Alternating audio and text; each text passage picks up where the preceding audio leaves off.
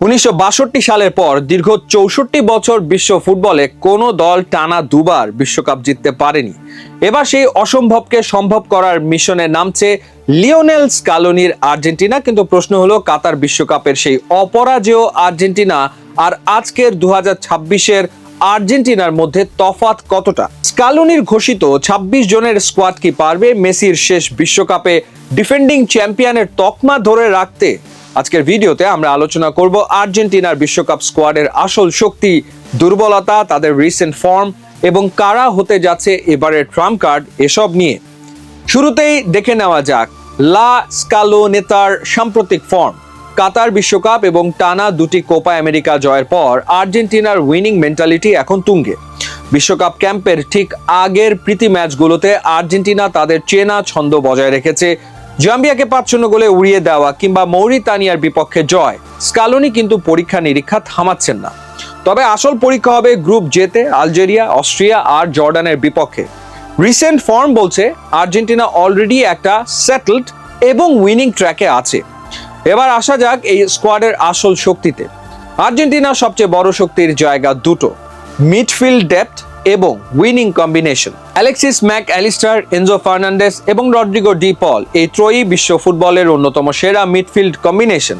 এদের ব্যাকআপ হিসেবে আছেন এজাকুয়েল পালাসিওস এবং জিওভানি লোসেলসোর মতো তারকারা।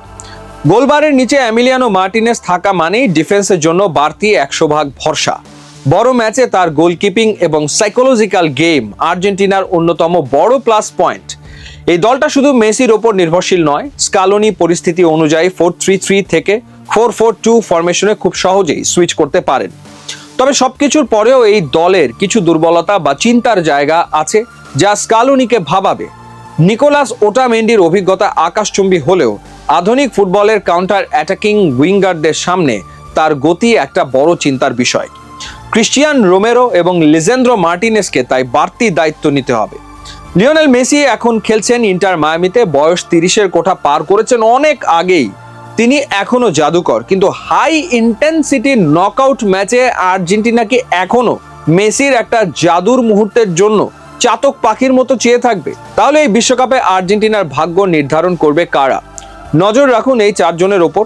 নিজের ষষ্ঠ এবং সম্ভবত ক্যারিয়ারের শেষ বিশ্বকাপে মেসি খেলবেন সম্পূর্ণ চাপহীনভাবে। গোল করা এবং করানোর ক্ষেত্রে তিনিই থাকবেন মূল চালিকা শক্তি। ইন্টার মিলানের হয়ে দুর্দান্ত ফর্মে থাকা লাউতারো এবং অ্যাটলেটিকো মাদ্রিদের হুলিয়ান আলভারেজ, এই দুই স্ট্রাইকারের ওপর থাকবে গোল করার মূল দায়িত্ব। ইটালিয়ান ক্লাব কোমোতে চমক দেখানো তরুণ তুর্কি নিকো পাস হতে পারেন স্কালোনির সারপ্রাইজ প্যাকেজ। মাঝমাঠ বা আক্রমণ ভাগে যে কোনো সময় ম্যাচের মোড় ঘুরিয়ে দিতে পারেন তিনি। এই স্কোয়াডের আরেকটি লুকানো শক্তি হলো এর বেঞ্চ স্ট্রেংথ এবং তরুণ ও অভিজ্ঞদের অবিশ্বাস্য কম্বিনেশন। কাতার বিশ্বকাপের চেনা মুখ যেমন রড্রিগো ডি পল বা নিকোলাস তাগলিয়াফিকোরা যখন দলে অভিজ্ঞতার কুশলতা যোগাচ্ছেন, ঠিক তখনই স্কালোনি দলে ইনজেক্ট করেছেন এক ঝাঁক ক্ষুরধার তরুণ রক্ত। আক্রমণ ভাগে রেখেছেন থিয়াগো আলমাডাকে।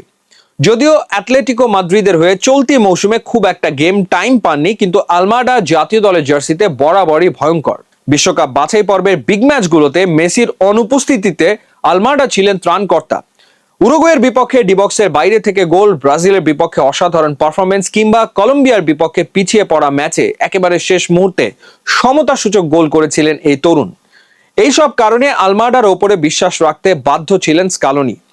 বিগ ম্যাচগুলোতে হয়তো বদলি হিসেবে তাকে ব্যবহার করবেন আর্জেন্টাইন বস।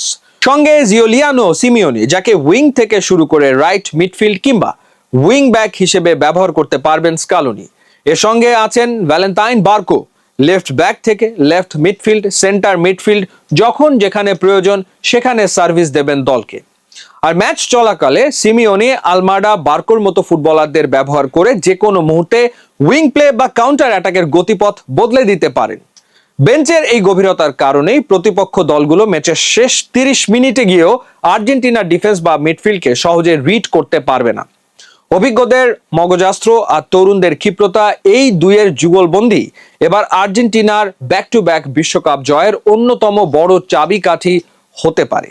সব মিলিয়ে 2026 সালের এই আর্জেন্টিনা স্কোয়াডটি অভিজ্ঞতা এবং তারুণ্যের এক দারুণ মিশ্রণ। তারা ডিফেন্ডিং চ্যাম্পিয়ন হিসেবেই মাঠে নামবে এবং যে কোনো দলকে ঘুরিয়ে দেওয়ার সামর্থ্য তাদের আছে।